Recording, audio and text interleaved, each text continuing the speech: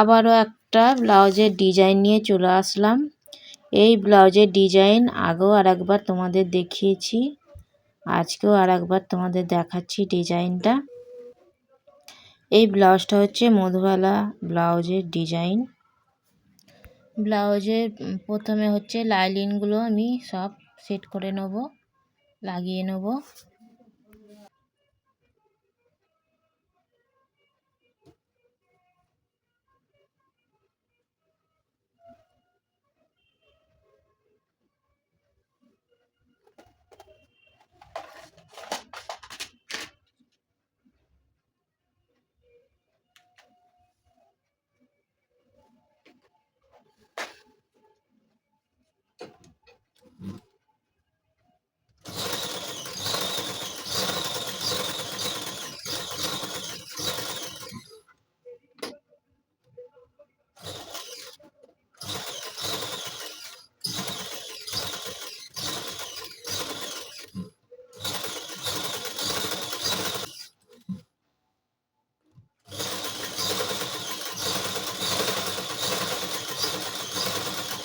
সামনের পার্ট যেটা আছে এটা হচ্ছে আমার লাইনিংটা লাগানো হয়ে গেল।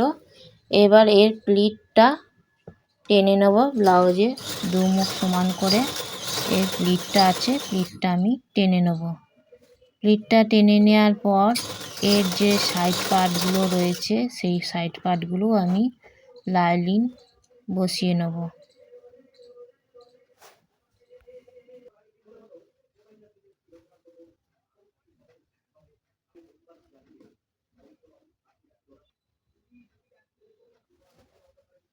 সাইড পার্টগুলো আমার লাইনিং বসানো হয়ে গেছে। এইবার গোল্ডেন পাইপিং দিয়ে এটা সুন্দর করে সেট করে নেব, যাতে মধুবালা ব্লাউজের যে ডিজাইনটা হবে সুন্দর করে সামনেটা ফুটে ওঠে।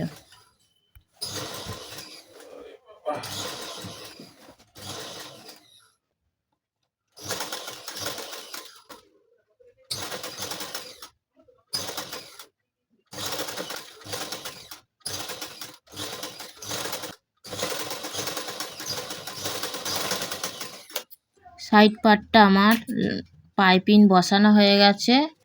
এবার আমি সামনের পার্টটায় মানে সামনের দিকটা যেটা পাইপিং বসানো বাকি ছিল সেইটা আমি বসিয়ে নেব।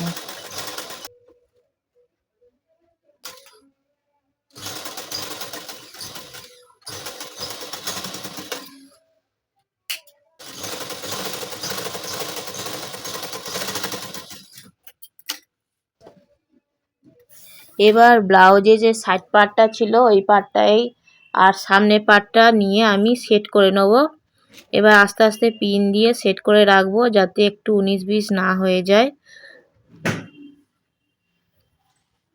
পিন দিয়ে সেট করা আমার হয়ে গেছে। এবার একটু করে পিন খুলছি আর আস্তে আস্তে মেশিন চালিয়ে সেট করে নিচ্ছি।